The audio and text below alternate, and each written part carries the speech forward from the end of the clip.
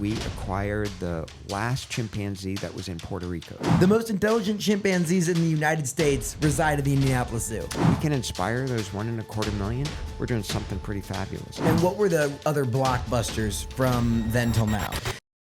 From South Bend to Evansville and everywhere in between, this is Get In, the show focused on the Hoosier State and the incredible stories happening here today. I'm Nate Spengel, founder of Get Indiana, and I will be your host for today's conversation. Today I'm joined by Dr. Robert W. Shoemaker, president and CEO of the Indianapolis Zoo, a distinguished evolutionary biologist renowned for his expertise in primate behavior and cognition. His career spans decades of groundbreaking work, from the Smithsonian National Zoo to the Great Ape Trust, and now leading the Indianapolis Zoo in its conservation efforts. Today we're going to be talking about the growth of the Indianapolis Zoo over the past few decades, the Indianapolis Prize and what it means to have such a prestigious national, global award based right here in Indianapolis, and what's coming down the pipeline for the zoo, what to expect, and we'll end with a little Zubilation roundup. Robert, welcome to Get In. That is such a great intro. Thank you so much. I'm so pleased to be here. I am super excited for this Thank you. one. I just know the zoo is doing some incredible things. I think on social media, the way that I see the zoo the most is for sure on Zubilation, so I'm excited to round up there. But I think before we get into all the ins and outs of the zoo, talking about your experience coming from Des Moines, Iowa to Indianapolis, and when you were comparing and contrasting what it was like in Des Moines versus Indianapolis, and what was appealing about coming here. Well, actually, I started my career in Washington, D.C., and as you mentioned, worked at the National Zoo for about 20 years. And so I'm originally from the Washington, D.C. area. Wow, that was a big difference going from Washington, D.C. to Des Moines. But I loved it. I mean, D.C. is kind of what everybody thinks. I mean, it's busy, it's congested, it's hectic. There's unbelievable opportunity, unbelievable global perspective. And I moved to Des Moines, Iowa, which is at the time really kind of the opposite of that, not congested, an absolutely fantastic place to live, wonderful quality of life. And I really welcomed that. And then I had the opportunity to come here to Indianapolis.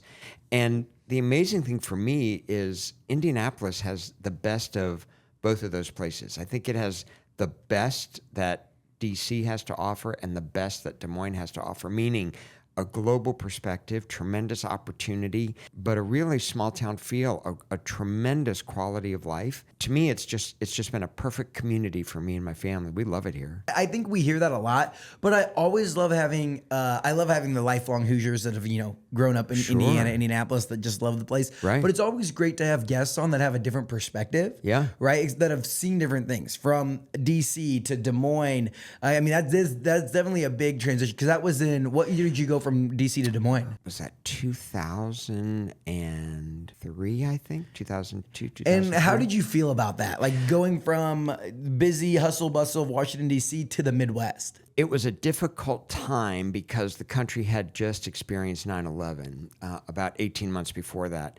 And living in D.C. after 9/11 was dramatically different than before 9/11. In my lifetime, every day it was normal to drive by the Pentagon, the Washington Monument, the White House. That was just normal. That's normal if you live there. But for the first time in my life, I would drive by and there were armored vehicles in front of those places, people with weapons protecting the places.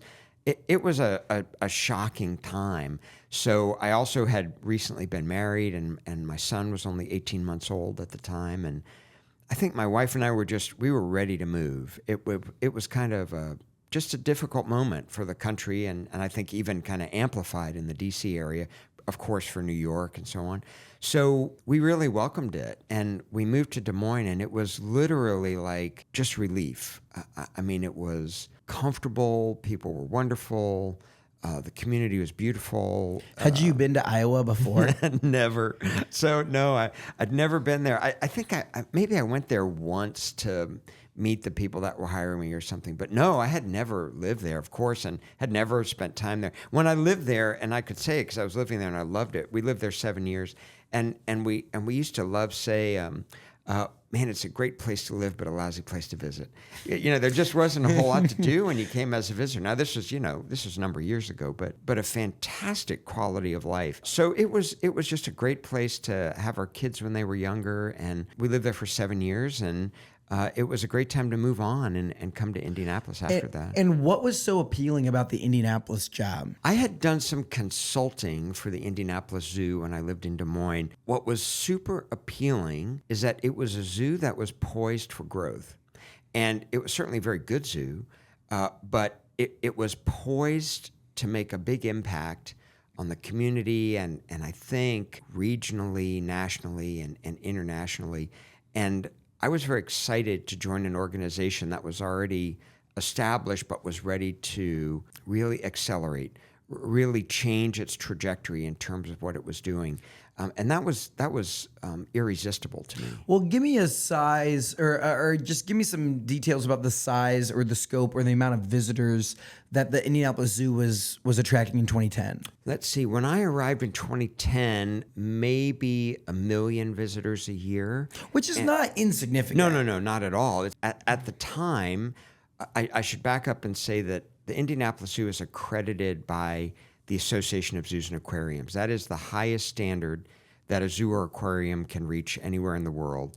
And there's about, give or take, about 250 institutions that meet that, mostly in North America, not all. Some are outside of North America too. Indianapolis Zoo's always been accredited by AZA, Association of Zoos and Aquariums, but we were considered like a mid-size zoo, and that's based on your number of acres and your revenue and your number of visitors and so on and so on and so on. It was a good mid-range zoo, like $1 million visitors a year, and that was pretty good. But sometimes maybe dipping slightly below 1 million in its past, but comfortably around 1 million.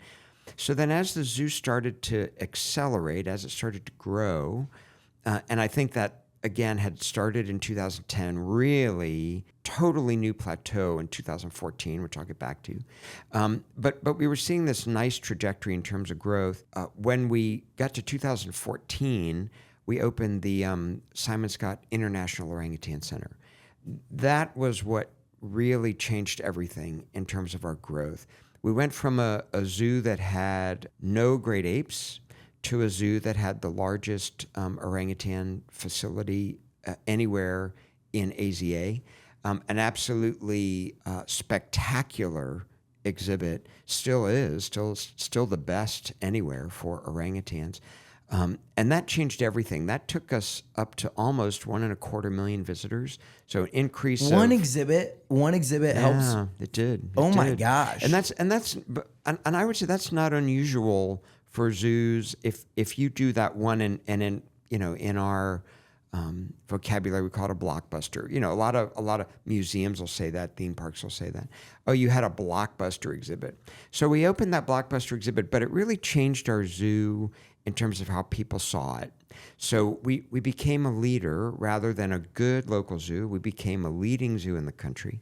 And everything we've done since 2014 has continued to accelerate that. So we now comfortably come in around 1.2 million visitors a year. It fluctuates a little bit. Our revenue has increased. Our operating budget has increased. Our influence has increased really in every way. And so when I came in 2010, we were a good local zoo. We became, I think, an important regional or national zoo with the opening of the orangutan facility.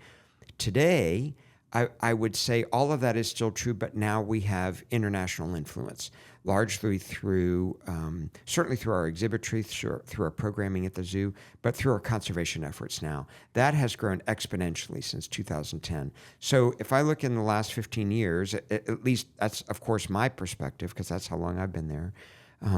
We've gone from a good, solid local zoo. AZA called it a medium-sized zoo. Now, for AZA, we're classified as extra large. That doesn't extra large. That doesn't mean we've increased the footprint of the zoo, although we've added some other space, for example, for parking and so on. But the zoo's landlocked. But it's really our influence, our revenue, our visitors. We fall into that large, extra large category now. I think we're easily one of the very best zoos in the United States, without question. Is there like an award or a ranking? Is there like the Zooies, like the awards that award the? I love that the Zooies. If not, if anyone from the AZA is listening to this, let's talk about hosting the Zooies next year. There is not. Every single zoo has something distinctive. There's no one zoo, I don't believe. I don't think there's one zoo that can say, oh, we have the best of everything, or we're the number one in everything. No zoo can say that. And if they do, you shouldn't believe them. But I think there are things about individual zoos where we can say, wow, that's really good, or wow, that's really extraordinary. So, I look at what we're doing at Indianapolis, certainly what we did with orangutans, our elephant program, our dolphin program, a number of our macaw program, now recently our chimpanzee program, and facilities, and then all of our conservation efforts that we've invested in that are just growing. Those are things that are super, super distinctive about us that really have given us the kind of stature we didn't have this kind of stature 5 years ago, never mind 15 years ago. Well, let's talk about the balancing act of the spectacle of a zoo, right? Where, you bring your kids or anyone and you want to see all the animals. And then the other side of that is conservation. Sure. And I guess when I think of it, right, as I don't have a background in anything animalistic at all. Yep. So when I think of a zoo, I think of it as an attraction. Sure. Versus and it is. The conservation side. I mean, you just said like one of the key factors that have put you on a national stage is your conservation efforts. That's right. Yeah. So let's talk about that balancing act and how you think about that. Yeah, it's a great question. The first thing that I would say about that is, again, I mentioned that round number, about 250 accredited zoos and aquariums in the United States. One of the things that I have really learned about that, and this has been, I think, a fairly recent insight for me, every single one of those institutions is unique. The things I know about my zoo or the things I understand about my zoo, those are not necessarily transferable to any other zoos or many other zoos. And I think my colleagues would say the same thing about their institutions. So some of the things that are unique about the Indianapolis Zoo, we are the largest accredited zoo in the United States that receives no public money.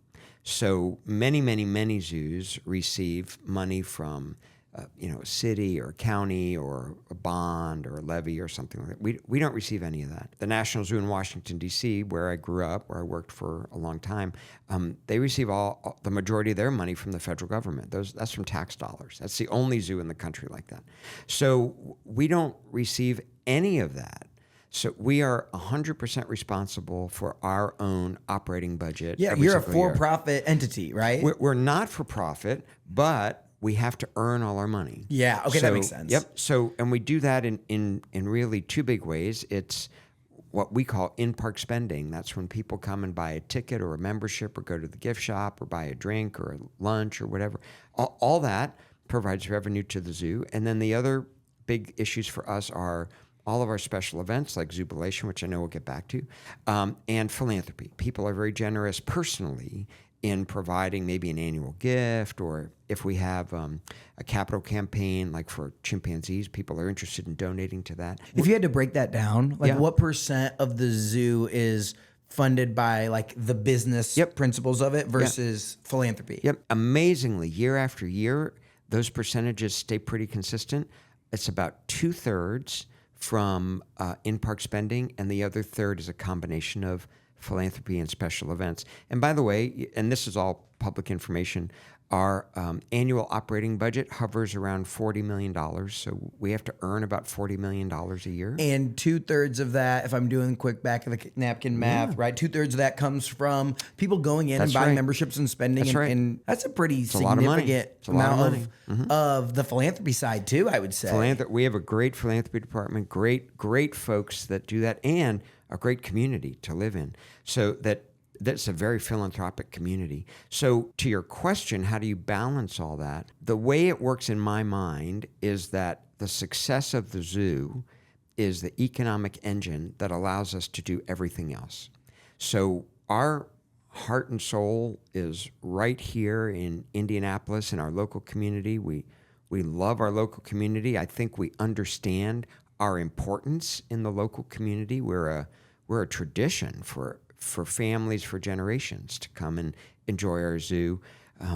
But we also know that our commitment to the community and their commitment to us, which we really acknowledge and appreciate, by the way, that's what allows us to do everything else we do regionally, nationally, and internationally, and we do a lot. That's the balance for us. And when you mention there's nothing at all wrong. I think in my own career, I used to avoid talking about zoos as an attraction. I don't know. I just wanted to philosophically be more pure about it. I was going to say, is that from your background, coming up, working with the animal side of it, not necessarily like the visitor and attraction side? I think that's true. I mean, I always liked doing public education through my whole career. I always liked interacting with visitors. I always loved that side of it. It probably was formed a little bit by being part of the National Zoo, which is part of the Smithsonian.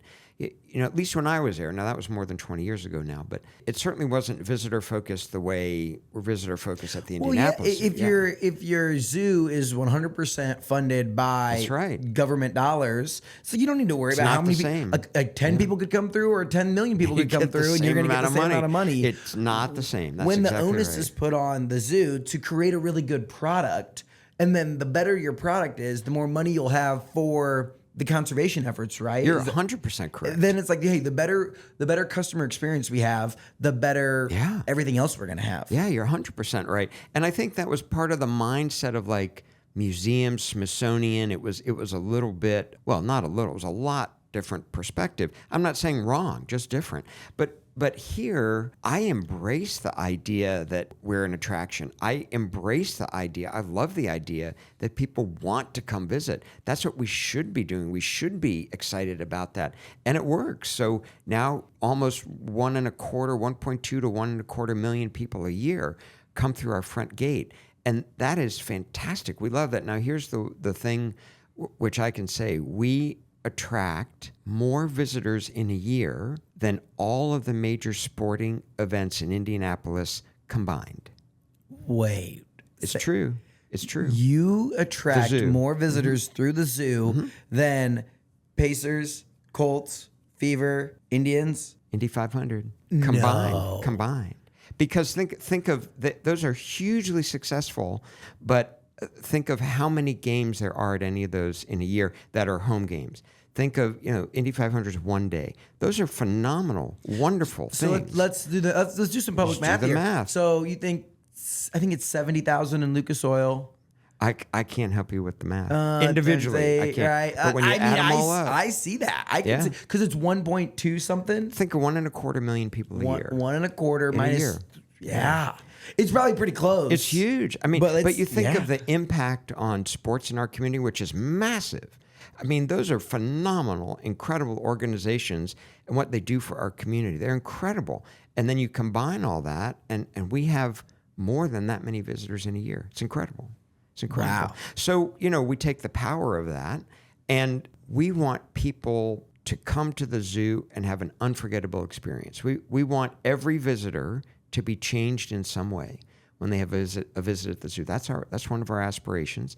So that means on the broadest level, even though we're an attraction, we have 1.25 million people who are ready, willing, interested, and able to walk away with something fantastic. So we want to provide that. We want to provide that with our animal experiences, with the educational content we provide, with the interactions with staff, with our programming. That's the largest number of people we reach directly in terms of our mission, which is to protect nature and inspire people to care for our world. So if we can inspire those 1.25 million, or even most of them, we're doing something pretty fabulous. And then we can narrow, we can say, well, we do that in all other kinds of ways that are more specific and more focused, but that's the broadest reach we have. So while I think of ourselves as an attraction, as a public institution, as one of the foundations in Indianapolis, that is all true, but the impact we can have with all those people is absolutely humbling, actually.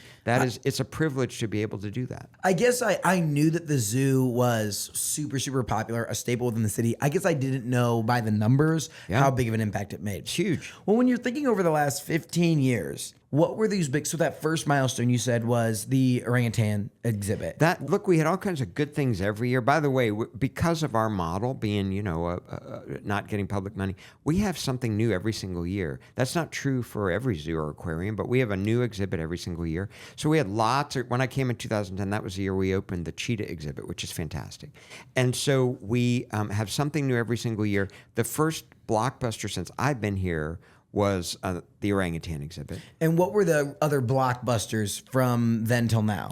It's been every 10 years. So we opened the orangutan facility 2014 and the chimpanzee facility this year, exactly 10 years later. How much of that, because your background is with orangutans, right? Orangutans, but all primates. Primates? Yeah. Mm-hmm. Great So like apes in particular. how much of that is influenced from the top, right? With your interest there of like, oh, these are our two blockbusters. I think a lot. Yeah, right. The reason I was recruited was to build the orangutan facility. So the decision had already been made to build it, but then they needed somebody to do that for them. So I was brought in for that. And of course, I didn't come in as a CEO. I came in managing all the animal departments.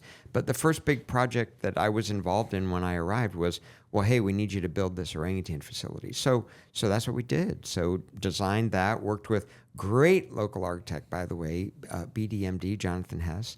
And they did an incredible design for us with the orangutan facility. It's the same firm that we hired to do the chimpanzee facility. Okay, take me through the process of creating an exhibit. Yeah. How much of it is like the architecture, designing the space versus like the animals versus the staff? Like what all goes into that? Yeah, it's such a good question. Of course, it depends on the exhibit. Some are a lot more complex than others. Let's put it that way. It depends on the species. So if you have a species that is easy in terms of the habitat they live in. They don't need a very complicated space. Like think of giraffes, for example. We haven't built a new giraffe exhibit since I've been here, but giraffes need a large outdoor area. They're fairly easy to contain.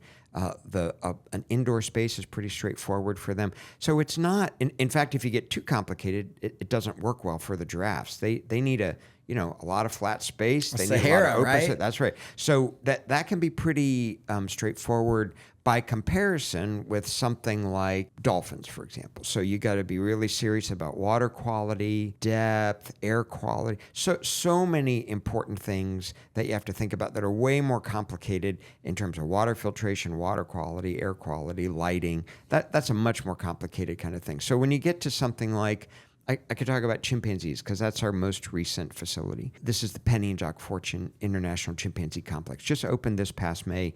We have 21 chimpanzees, the largest community of chimpanzees at any zoo in the United States.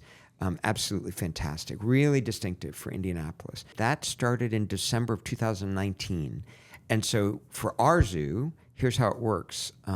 We had to get the permission of our board, permission and approval of our board to launch a capital campaign to fund that project. And at the same time, begin design of that project. Knowing the money's just going to be that we're going to find the money. Well, right. The largest capital campaign in our history, which is $53 million. Now, that's a big number for us at the Indianapolis Zoo. That's not a big number for like a zoo in Chicago or New York or LA or Miami or Texas.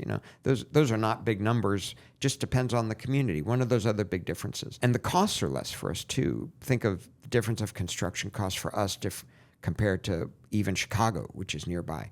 Way more expensive in Chicago. Even with you guys being landlocked, like that's another piece where you think about like the land or figuring how to position that. Like that has to be expensive. That can be very expensive. For this case with the chimpanzee facility, it was quite amazing because we did something very different, which I'll get back to answering your question. Instead of building one big building with an outdoor space attached to it. Obviously, in our climate, chimpanzees need an indoor space to go into in the winter. We didn't. We built multiple smaller indoor spaces through about 2/3 of the zoo and connected all of those with an enclosed trail system. That is much more appropriate for chimpanzees. They have a fusion-fission society where the whole community comes together occasionally, but most of the time they divide up into smaller groups and go travel, hang out. come back together once in a while. So lots of different spaces, all connected, different features in all those spaces. That's what works best for chimpanzees. So like one little click runs like this part of the playground, That's exactly and the other right. one runs. That's exactly right. And the members in those little social groups can change during the day or from day to day or whatever, year to year. Like Johnny Chimp, you can't hang out with us anymore. Like you got to get going, beat it. That's exactly it. Wow. I wish we had a chimpanzee named Johnny. That's a great name for a chimpanzee. Oh, absolutely, right? But we have others named like Arthur and Billy and so on. So we need a Johnny in there. There we go. So you're right. So that started in 2019, and so we started raising the money. We started doing the design, and then the construction was very elaborate because it was all throughout the zoo. Our visitors were very patient with us while we disrupted some of the normal pathways and so on. So over the course of that 5-year campaign, sure. How much of your time is focused on the product, like, getting it all set up and design, the capital campaign, right? Going out, sitting in there, raising the money, talking to the donors, or visualizing the experience for guests? How do you divide time between those two? Yeah, such a good question. This was an enormous effort on the part of all the departments in the zoo and a number of the members of our board. So lots of different departments are working on this. So if you looked at our fundraising department, that was almost full time for some of the people in the fundraising department. For the people in the animal department, there were people who are spending full time working on acquiring the chimpanzees, transporting the chimpanzees, taking care of the chimpanzees. How do you acquire a chimpanzee? Chimpanzees are different than all the other types of great apes in the United States, at least today. You can find chimpanzees in a whole variety of settings. You can find them in zoos that are accredited. You can find them in unaccredited zoos. You can find them in private ownership. You can find them in entertainment. And you can find them in former biomedical facilities where they're not involved in testing anymore, but they're still living there. And you can find them in sanctuaries. They're all over the place in the U.S. There have always been more chimpanzees in the United States than any other type of great ape, and they have been used in a whole variety of ways compared to other great apes. And honestly, that has not been beneficial for chimpanzees. For example, chimpanzees in entertainment, chimpanzees in private ownership, chimpanzees in biomedical research. That may have benefited humans, but it certainly didn't benefit the chimpanzees. So what we did is we looked around and we found out there were almost no chimpanzees available in the accredited zoo community. There were a lot of stable groupings, stable communities. Nobody really needed to place their chimpanzees. We had an unexpected event where one zoo needed to place 3 females. So those were the first 3 we took. That was several years ago, and we like, well, we better take them. We'd love to have them. So do you just like toss them? That's a really bad way to say it, but do you just like put them in a different exhibit or something until you're ready to open it? Look, it's a great question. I forget, and I'm glad you're asking those questions because I forget that I have a very unusual career. This is odd to it's a lot of people. It's intriguing to me. It's incredible. It's a dream for me too. But I'll tell you, I forget that this is not typical for most people, right? So luckily, we had a facility at the zoo that was off exhibit, not where people could see it. And that's where some of the orangutans lived before we opened the orangutan facility. We had built it for them. So it had been used for a few other things, but it was only a few years old, still worked great. Kind of like a holding, like, hey, wait here until we get your house built. It was a great outdoor space and a single outdoor space, and then a building attached that had several other rooms in there. So good indoor, really nice outdoor. And it was great for a small number of chimpanzees. It was very traditional in terms of a design, very traditional of what a lot of other zoos have, actually. And again, what we built was actually something quite different. So we said, well, shoot, we have that facility. We can take those 3 females. Let's do that. And then next call, there was a sanctuary in California that went bankrupt. And they had some chimpanzees, and they said, well, can you take another chimpanzee? That was Bill. When you take it, are you purchasing it? Or no, are they like... never purchased. So we don't purchase any of the animals at the zoo. I can tell you one exception. Every year when we have our butterflies in our conservatory, That's a seasonal thing. Most butterflies don't live very long naturally. They live, a few weeks maybe or a couple months. There are people who are butterfly farmers, and they send us the butterflies in the cocoons. And they're breeding them, and we do buy those. And then those hatch out, spend their whole lives in our conservatory, which are little lifespans, and then that's it. But otherwise, no, we don't. Is farm that animals. traditional for every zoo? Like you don't have to buy, That is people very, just trade them? That is very true for accredited zoos. For zoos within AZA, that's one of the huge benefits is that we all work together. Even if it comes from a private owner, like you don't have to buy it from them. We don't. Some private owners might want that, but we don't. So with chimpanzees, for example, that was never an option we were going to consider, and we took. Now, why is that? I'm just curious, right? I thought it was more like, we have to go buy enough, animals for our thing. No, look, it's a great question. So when it comes to chimpanzees, there's some really big ethical concerns of chimpanzees being in a situation where people breed them and sell them. That still exists in the United States, and it's not illegal to own a chimpanzee in Indiana. It varies from state to state. So a private individual can own a chimpanzee in Indiana. You can own multiple chimpanzees. I don't even know where you would go to be like, I'm looking. Who's got a chimpanzee guy? There are a few breeders left in the United States, and you'd need about $100,000 to buy a chimpanzee. So the whole, and it's usually an infant. So you got to imagine, well, what happens? A female that has that baby, and then that baby's taken from the female. That's really hard on the female, of course. That's her baby. And it's really hard on the infant not to be raised with other chimpanzees. And then what happens as that chimpanzee grows and matures, living in a household is going to become more and more difficult very quickly. So a lot of the chimpanzees in private ownership don't have good endings. Doesn't lead to a good quality of life. And here's the kind of the big thing that I would say is a lone chimpanzee, meaning a chimpanzee alone, is not a chimpanzee. That chimpanzees are intensely social. They crave being around other chimpanzees. They absolutely require it. When you have a chimpanzee that has never seen another chimpanzee or never lived with another chimpanzee, that can have devastating consequences long term. Oh. So for us, we don't want to say to someone, well, I know you bought that chimpanzee from a private breeder. Yeah, let us buy it from you.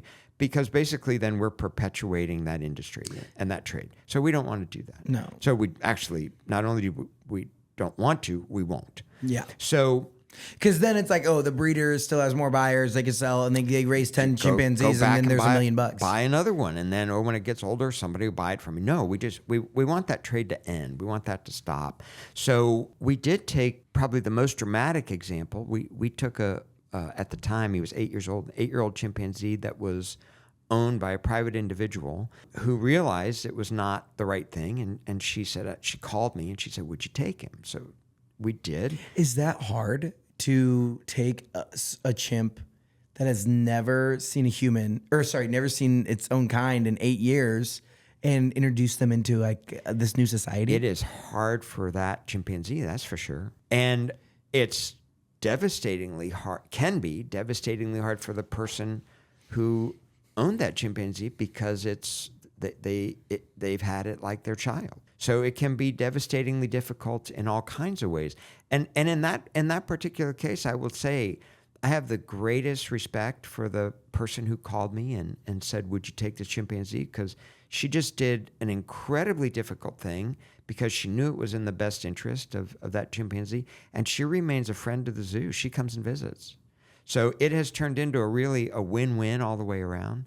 And that young chimpanzee is now unbelievably successful, is living with, right now I think he's been introduced to about 15 other chimpanzees. He's living a great life. He's living his best life as a chimpanzee right now. And that's because of that really selfless decision to give him up. That's what I was going to say, selfless, it is. right? It is. It's really cool. You own a chimpanzee, you're starting, and then you got to realize this isn't right. That's right. So they need to be... That's right. So we acquired a small number from private ownership, a small number from entertainment, a small number from sanctuaries, a larger number that were retired from a biomedical facility, and then a fairly small number from other AZA zoos. And the most kind of dramatic situation is we acquired the last chimpanzee that was in Puerto Rico. There was a female chimpanzee named Mara who was at a zoo in Puerto Rico that had been damaged in 2017 by a hurricane. And the zoo had been closed ever since then. No electricity, no visitors, just kind of people were still taking care of her, but the zoo was essentially abandoned. Will never reopen and is now cleared out of all the animals. So we sent our folks to Puerto Rico, and they had to fly back with her and bring her here. And she'd been alone there for about a year before she came here. So that was a dramatic story from another really difficult situation. The two messages out of that are the incredible resilience of these great apes, because now they're all socialized, they're all doing great, they're all fantastic. But the other big piece is it's the story of chimpanzees in the United States and all of the dramatically different situations they have been in and still are in the United States. Now, a lot of that's changing. They're not really in entertainment anymore the way they used to be. It used to be super common to have chimpanzees in entertainment. That's extremely uncommon or almost gone, which is great. And by the way, nobody should ever be supporting that. Don't buy things like greeting cards with chimpanzees and clothes on them or so on. That all supports all of that. Nobody should be supporting that. It's not in the best interest of chimpanzees. Yeah, like, the chimpanzee smoking a cigar. That's or exactly whatever. right. Yeah. People grew up on that stuff thinking it was fantastic. It's not for the chimpanzees. Things are rapidly changing, but there's still a surprising number of chimpanzees that are in private hands in the United States. So they're the only great ape where that's true anymore. And hopefully, with like the rise of AI and stuff like that, they'll never actually have to put a shirt on a chimpanzee ever again, and you could just... Well, I'll tell you what. I mean, I grew up watching, chimpanzees being used in entertainment. Yeah, what's like the famous show? Lancelot Link. Yeah. That was the original one, Lancelot Link. And of course, those were all chimpanzees used, occasionally an orangutan in that also. When I look back on it, what were they? They were being used as something for people to laugh at. And frequently they were depicted as comic relief. They were degenerate people. The idea is something to make fun of. Chimpanzees are remarkable. They have an inherent dignity, value. They're incredible great apes with amazingly complicated mental abilities. They deserve way better than that. That change actually is really the result of a couple, the change of not seeing them in entertainment. It's a couple things. One, a lot of people refuse to support it any longer. But the real difference was the original Planet of the Apes movie that was made a number of years ago that was all CGI. There's not one real chimpanzee in that entire movie. And I think what happened was the characters were so the chimpanzee characters were so incredible.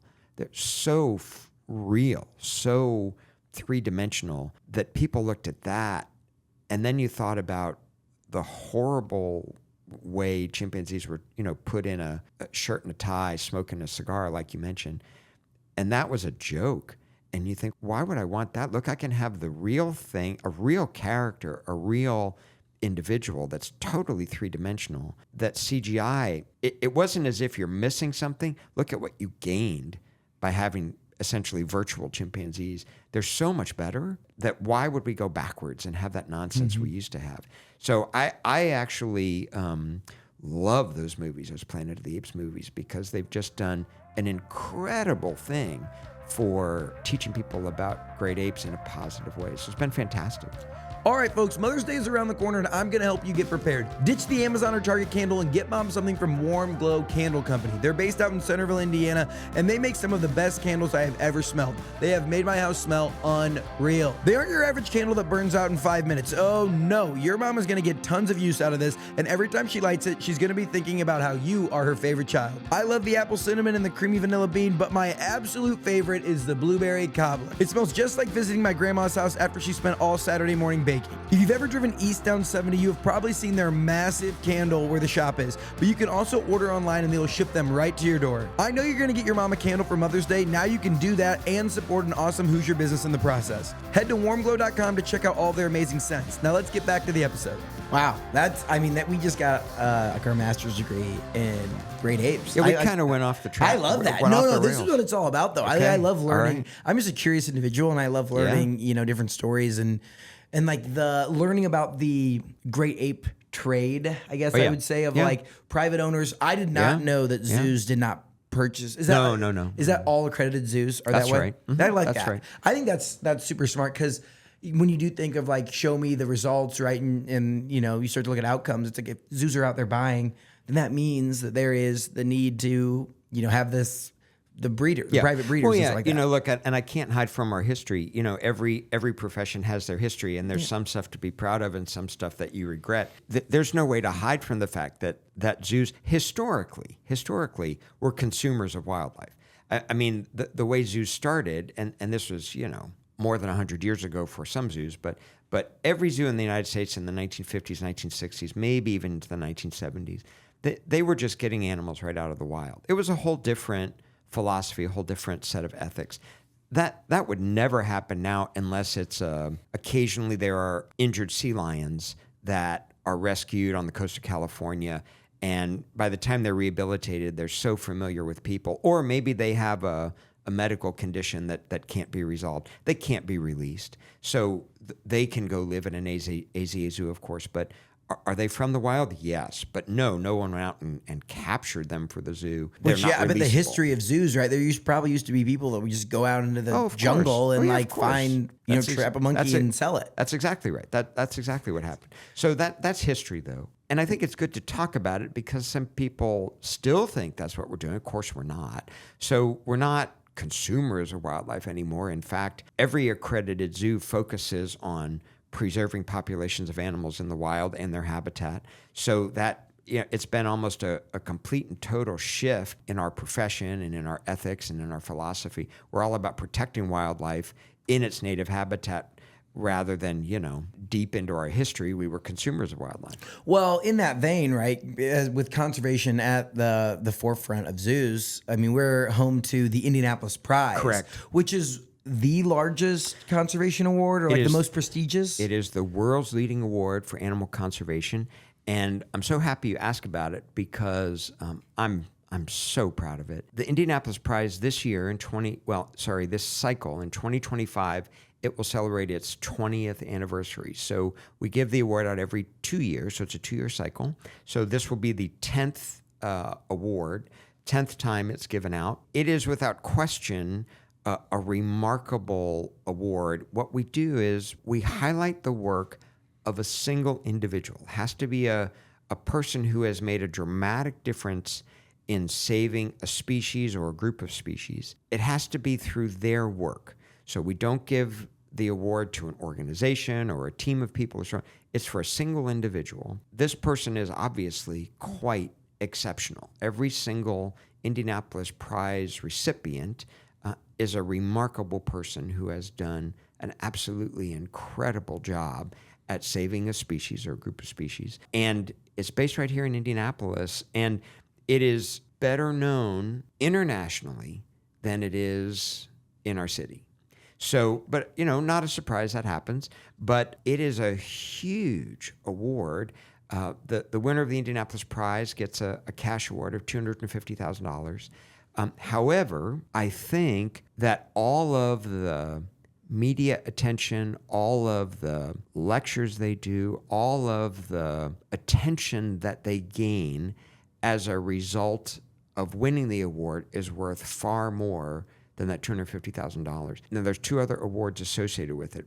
That's the namesake for the award, the Indianapolis Prize. We also, just starting last cycle, have started a new award called the Emerging Conservationist Award. And that is for someone who is early in their career. They have to be under 40. They are making incredible progress. But, being a conservationist is tough. That is not an easy job, and it can be very discouraging. So what we really wanted to do was focus some attention on really promising individuals and help get them past maybe a point in their career where it might be wow, this is hard. I don't know if I want to keep up with it. And we say, please keep up with it. And the world is behind you. We want you to continue. That we will give that out for the second time in 2025. And then one final award, the Jane Alexander Global Wildlife Ambassador Award. That's for a public figure who has done incredible work promoting conservation. So we've given out all three of those awards now. All three will be given out at our gala in 2025, which is held right here in Indianapolis. It is a remarkable award that gains last cycle about 4 billion with a B, 4 billion media impressions around the world. We announced it from London. Our last winner was a guy named Dr. Pablo Borboroglu, who studies penguins and preserves penguins in Argentina and around the world. We announced it in London, had dramatic international media attention. Look, we love NPR, but this is what was so interesting. NPR here in the U.S., NPR covered it because the BBC covered it. So we're based here in Indianapolis and Indiana, but we had to go out of the country to get attention from some of our major media folks in the country. So it's crazy, but it's normal. People are learning about us, and once they know about us, they love us and they ask about us. Thank you. We appreciate you doing that. Well, I mean, anytime the Indiana hosts or has a world-renowned anything, I'm intrigued by. Yeah. Oh, it's incredible. And the fact that we have a world-renowned conservation award that's known internationally is incredible to me. Absolutely. You can see go on our zoo website, indyzoo.com, or Indianapolis Zoo. This is interesting. So you've given out 10 awards. So it's every 2 years. The 10th one will be in 2025. Okay, We've given out 9 thus far. That's right. And I don't know, this was obviously predates you a little bit, but I'm sure you know a little bit of the history. How does someone just start giving the most prestigious conservation award? Who just sits around a table like, you know what, we should give out the award to the most prestigious Hoosier. And all of a sudden everyone respects it and loves it. That's right. Well, here's what happened. So my predecessor, I'm glad you asked because I wanted to mention, my predecessor, Mike Crowther, is the person, he was the CEO who started the Indianapolis Prize. So that concept came, and the first one, 10, 8, 6. The first one was given out in 2006, and then it's every 2 years, and then I joined the zoo in 2010. So we've given it out every other year since then. And the whole idea was that when you look at the level of attention we give to performers, singers, actors, musicians, whatever. The Zooies. Exactly. They got the Zooies right. Even, sports stars, I'm not saying they don't deserve the attention. They do. But let's say, well, why don't we give attention to the people who are helping to save the planet? Elevate them to that same kind of status where people really admire them, really look up to them, think their accomplishments are incredible. That was the point of this. So when you go back, kind of connect the dots, there's a lot of stuff we do behind the scenes and a lot of stuff we do with people working in the field doing conservation. But just like the 1.25 million people a year that come to the zoo, we want people around the world to know about these conservationists. And these are conservationists that come, again, from all over the world. We've had remarkable diversity in the number of people who have received this award. I mentioned Poppy, the penguin guy from Argentina, and the Emerging Conservationist Award went to Fanny Cornejo, who works in Peru. So we're kind of all over the place. And it has grown over the last cycle. What I will tell you is that the growth in only 20 years has been dramatic. We are now, again, internationally well known with billions of media impressions every single cycle. That's pretty dramatic. Now it's growing that and sustaining that interest, which we certainly are. But it didn't come easily. It was a lot of work. Yeah, I was going to say, I wonder about that first year you call up someone, you're like, you won the Indianapolis Prize. And they're like, well, what's no that? idea. And where's That's Indianapolis? Right. That's right. So the first winner was a guy named George Archibald, and he studied all kinds of cranes, especially whooping cranes. He is still active as a crane conservationist. He's in Baraboo, Wisconsin. The second winner was a guy named George Schaller, probably the most incredible conservationist to ever come from the United States. He studied animals all over the world, gorillas, giant pandas, lions, you name it. 92 years old. I was interacting with him over email last week, still active in advancing and promoting conservation. Every single one of the winners of the Indianapolis Prize is still active and working in their field, even though they may be in their 80s or 90s. Wow. That's incredible. It's incredible. I love, and I think that I don't want to say non-conservational, but like the people that aren't really plugged into wildlife and conservation on a serious level, like don't understand how crazy cool it is to have the Indianapolis Prize. It's unbelievable. And the growth. Like if this is how far you've gotten in, 10 cycles, 20 years, imagine 50 or 100. Right. Yeah, that's right. And I think that also when you're giving awards like this, not that the money matters, but like that gives you some serious credibility. You're giving $250,000 out. Like that starts to gain some attention for sure. Oh yeah. And especially in an industry where I don't know, but I'm guessing it's not super lucrative, right? Because no one goes into conservation because I'm going to be a millionaire. They go into it because they're passionate. It's the same as the zoo community. You don't do this because it's not a for-profit kind of thing. It's because you care about the world, you care about the planet, you care about future generations. Well, man, this has been incredible thus far. We're kind of getting towards the end of the show. I would like to know what's coming down the pipeline. What can Hoosiers expect coming out of the zoo in 2025 and beyond? Speaking of the Indianapolis Prize, we do have a gala in 2025. It's held right down here at the JW in downtown Indianapolis. If you go to our website, there's a page on the website about the Indianapolis Prize. All kinds of great information of that, great information about the Indianapolis Prize Gala, and there are still tickets available for 2025 if you'd like to go. When is it at in 2025? Let's see, do I have this right? September 27th, 2025. Plenty of time. If you aren't a conservationist when you come to that event, you will leave as one. That's a guarantee. So you have an incredible time. It's worth it to think about. Or if you just want to learn about the Indianapolis Prize, you can do it there. In May of 2025, we open, I'm so excited about this new exhibit, and we've already announced it, so I'm not giving anything away I shouldn't. We are opening a giant tortoise exhibit with both Aldabra and Galapagos tortoises. Now, somebody asked me the other day, what do you mean giant tortoise? Like, they were like, well, what's the difference? Like, they said, well, I've seen like box turtles. What's the difference between a box turtle and a giant tortoise? What are you talking about? What's the difference? I said, about 500 pounds different. Oh. So, yeah, I love that reaction. Yes, sir. So about a big male giant tortoise, maybe 400 to 500 pounds, and a little box turtle, a couple pounds. How old will these tortoises? There are some tortoises now in their well over 100 years old. Well over 100 years old. And we're gonna get 2? No, we'll have. I think the final count. I can't remember if it's 6 or 7, but this will be a really phenomenal exhibit. We will have a range of sizes because we want to see want people to see what they grow into also. Yeah. But we will have some very large ones. Isn't that great? Like 20, 40, 60, exactly. 80. Exactly. Like that's wild. So we are. I am super excited about it, and it's because when we think about developing a new exhibit, we have to think about, well, what different type of information do we want to convey to people, or what different kind of experience do we want to convey? And this is going to be a really unique opportunity to help people understand about amazing tortoises. And so the link, of course, is we have native box turtles in Indiana. And a lot of people don't realize they're endangered in the state of Indiana. A lot of people grew up seeing box turtles everywhere. It's not true anymore. They're endangered. One of our big educational messages will be, there's not a whole lot that you can do for a Galapagos or Aldabra tortoise in Indiana, but you can do an awful lot for box turtles and other kind of tortoise right here in Indiana. So we use it to make that great connection. And that opens in April? May. Okay, so Memorial Day weekend. Memorial Day weekend, we have the new giant tortoise exhibit. We do. It's fantastic. And in September, we have Indianapolis Prize Gala. The gala. You got it. Oh, man. Got it. 26, we'll announce that. We'll announce that later in 25. Okay, all right. But we're doing great.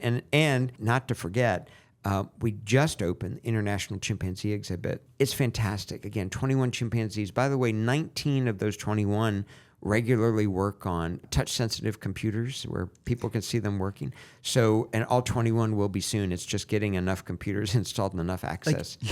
You're telling me in Indianapolis there are 19 chimpanzees that use computers? Yeah, and about 10 orangutans. So bro, people are talking about AI. Like let's look at the Indianapolis chimpanzee population, what they're doing. That's great. Soon like, what are they doing on the computers? My research background, and then my good colleague, Dr. Chris Martin, we're both involved in that. So Chris is managing all of the chimpanzee research. I do research only with the orangutans at this point. But there's a whole variety of tasks that they work on. For me, It's orangutans working with written symbols, things like Arabic numbers. For the chimpanzees, it's all kinds of tasks, ranging from tasks that are very easy to understand, like tic-tac-toe, where they play against the computer, to things like, if I talked about a memory card game where you take playing cards and turn them over and then you have to remember and match up the pairs, they do that virtually on their computer screen. Everything to learning sequences, of understanding things from like larger to smaller or lighter to darker, you name it. All kinds of tasks that they're working on.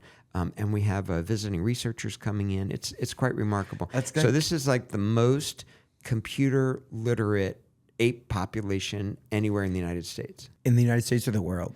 Well, there are some chimpanzees in Japan that are remarkable working with computers. They've been doing it longer than our chimpanzees. The most intelligent chimpanzees in the United States reside at the Indianapolis Zoo. I can't think of another place where you can see that many chimpanzees and orangutans working on computers. Working on the computer. That's crazy. All right. Well, And you look absolutely like delighted. Dude, I just love it. Like, these are the stories that I love to uncover. Like, it's the most random stuff. Yeah. Like, the chimpanzees here in Indianapolis are using computers Seriously, to play right, memory games right. that we played when I was like a kindergartner. Oh, yeah. That's like really exciting, but also like you're like, it's kind of crazy. And to right me. in front of visitors. You can come in and watch it. That's anytime. wild. Yeah. All right, I love it. Well, hey, we're at the end of the show. I have a couple segments left, some fun questions Let's as we hear it. wrap up. This is our Younger Years segment. It's brought to you by our friends at Orr Fellowship. They're Yes. a great organization here in Indiana helping develop young business leaders across the state. Robert, what advice would you give to your 22-year-old self? It's worth it. The work you're doing is worth it. Going to school, working hard, focusing on the future. Just say,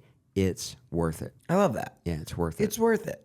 Amen. Just Absolutely. keep going. Keep going. Especially, Don't give I mean, up. that has to matter in a field, again, where we say it's not necessarily the most lucrative. Yeah. So you have to keep going because of the mission, right? Oh, your passion matters. It's worth it. Yeah. That's what I Man. would have said. Basketball fans, listen up. March starts here in Indy. We are hosting the 2025 Barbasol Horizon League Basketball Championships. Mark your calendars for Monday, March 10th and Tuesday the 11th when the top 4 teams in men's and women's basketball will square off at the Corteva Coliseum at the Fairgrounds. Right now, Cleveland State leads the men's standings with Purdue Fort Wayne right on their heels. For the women's, Purdue Fort Wayne is at the top just out in front of Green Bay. And we're going to get 6 incredible basketball games over a 2-day span. 4 semifinal games on Monday and both finals held on Tuesday. Action starts at noon both days, and you can buy tickets on the Horizon League website or on Ticketmaster. You also need to know about the all-new Horizon League individual membership. Fans can become Horizon League members and receive a unique Indy-centric shirt, Horizon League glassware, championship tickets, and much more. Check out all the details at horizonleague.org/Indy. Remember, March starts here in Indianapolis at Corteva Coliseum March 10th and 11th. I will see y'all out there. Well, now we're here to the lightning round. I have a couple fun questions, okay. and then we'll round it out with the same 3 questions that we ask every guest. Thank so, you. when you think of top exhibits, Yes. okay, the exhibits that attract the most visitors, where if any zoo across the world announced this exhibit, it would attract a ton of visitors. What would it be? Certainly chimpanzees. Chimpanzees are a big driver. In the world of it's not here yet, but I could imagine it, any kind of dinosaur. Obviously, that's hypothetical, but that's what people ask. Could you get a dinosaur? Is there any way to get a dinosaur? No, there's not a way to get a dinosaur. But you can go to the Children's Museum and see incredible dinosaur exhibit. It's usually the animals that are really dramatic. Things like great apes, big carnivores. Yeah, I was gonna say, People what's like the dramatic go-to stuff. blockbuster exhibit? Like, if any zoo wanted to level up, you say open up this, and it's like a guaranteed blockbuster. It's usually great apes. Wow. It's usually one of the great apes is what's really remarkable. What's the most low maintenance exhibit at the zoo? We talk about something like snakes, which I love snakes. I'm a huge snake fan. But of course, they only eat like once a week and there's not a whole lot of cleanup. And they're on the scale of, oh, no pun intended. But if you're talking on a scale of animals, right?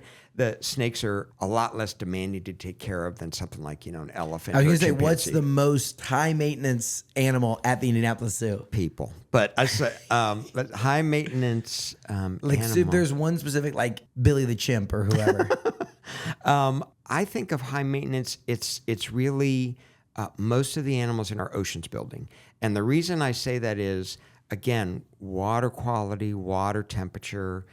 Those things really are absolutely critical. They have to be excellent all the time. When I think of high maintenance, I think of risk. So if things go badly this is true, at any aquarium. If things go badly with water quality or temperature or so on, the results are really, really bad. So that's what I think of as the most high maintenance is where there's the most risk. And luckily we have a phenomenal department that manages all of our oceans animals. What's the difference between an aquarium and an oceans building? Like, are they all called aquariums? Oh, sorry. So we have an oceans building that's all exhibits about ocean living animals, but it's essentially an aquarium. Okay. So, yeah.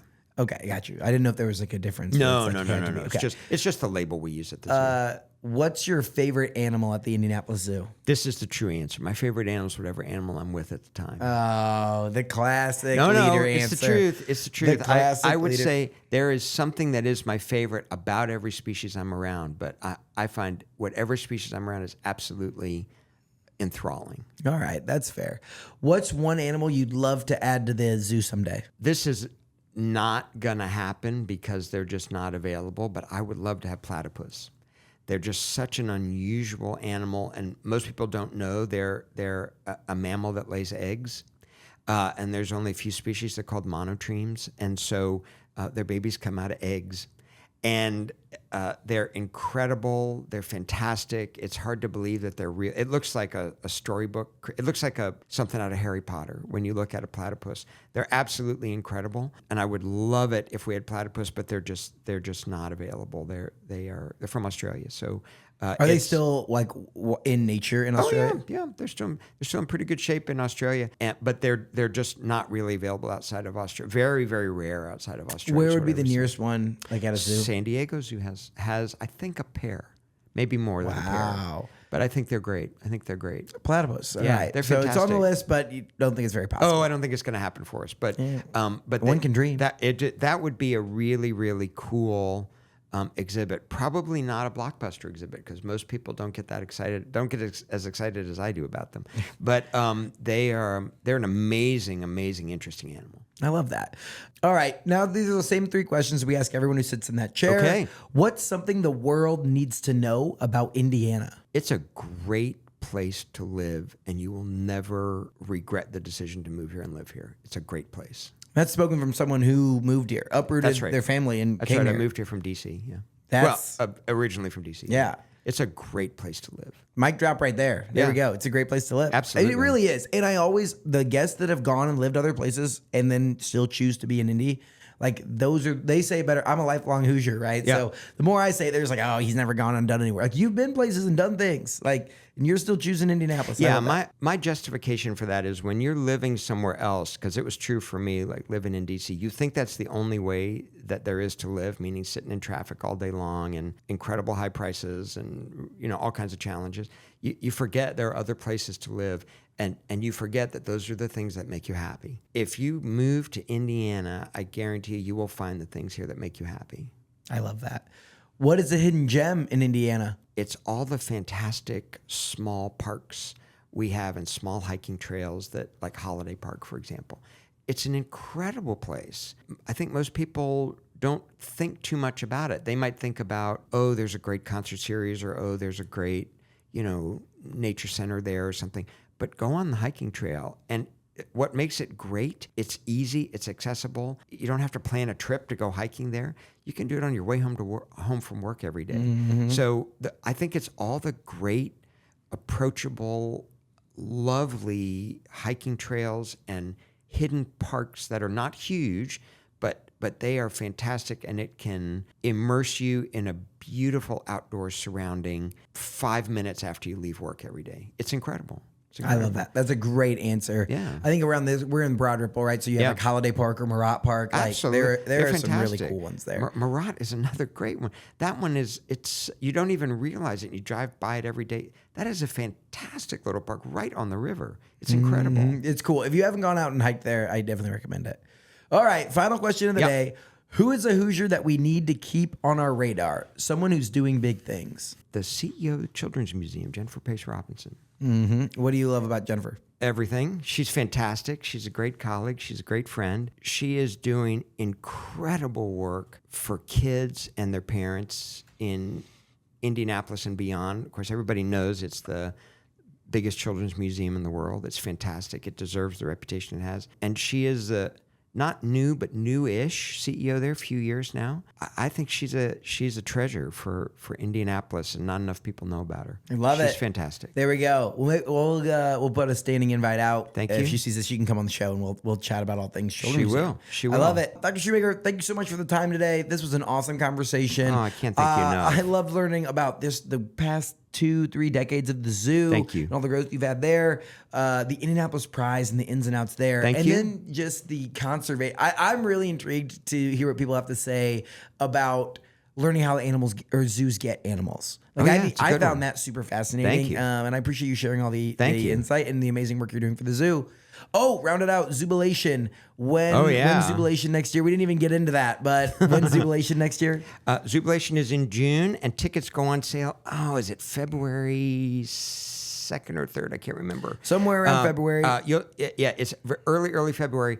They go on sale 9 in the morning, and they're gone in like 10 minutes. So it sells out. We sell about almost 6,000 tickets every year. Those go almost instantly. Again, go to our website, indyzoo.com. Check on Zubilation when tickets go on sale, and you got to get in the queue first thing when they go on sale, and that's the first week of February. And if you aren't familiar with Zubilation, it's your guys' like annual fundraiser gala type thing. It is the largest fundraiser of the year at the zoo. It is the biggest and best party of the year in Indianapolis every single year, held on zoo grounds, and it is absolutely incredible. Totally fashion forward. Every major restaurant in Indianapolis is there. You got to go. If you haven't gone, treat yourself. It's fantastic. And by the way, a lot of people don't understand. You get to Zubilation. Once you buy your ticket, everything's included. So you walk in, you don't spend a penny while you're there.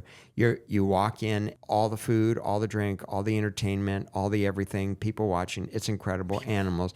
It's fantastic. I love it. June 13th. Good man. Yeah, we'll be there. All right. Hey, thank you so much for the time. And we'll have to have you in 2026 when we open some new exhibits. We'll have to have you back on. I'd love that. And I also wanted to mention I got a podcast, my own podcast. If anybody would like to listen, it's called Worth Your Time. Me and Christy Lee from the Bob and Tom Show. What do you guys chop it up about? We do a little bit of everything, and that's kind of what's interesting is we're about as different as two people can be, and we love working together.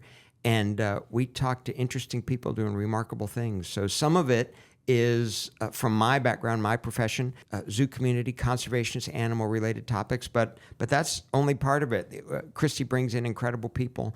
And you name it, we'll talk to just about anybody that's interesting and compelling. And so worth your time if anybody wants to check it out. We sure appreciate that. Love it. All right. You know where to go. And other than that, make sure you check the website for Zubilation tickets. Keep your eye out for September for the Indianapolis Prize. September 27th. And May, the new giant tortoise exhibit opens Memorial up. Day weekend. Oh, you're a good man, Nate. Thank you so much. Appreciate you. Thank you for listening to this episode of Get In. If you like what you heard, make sure you leave us a review wherever you listen to podcasts. This show is made possible by our friends up at Sweetwater. Whether you're looking to start a podcast or take your content to the next level, click the link in the description to see all of my gear recommendations at sweetwater.com. If you want a behind-the-scenes look at everything we're doing across the state, make sure you follow me on Instagram and TikTok at Nate Spangle. Thank you so much for listening and being part of what makes the Hoosier State great. We'll see you next time here on Get In.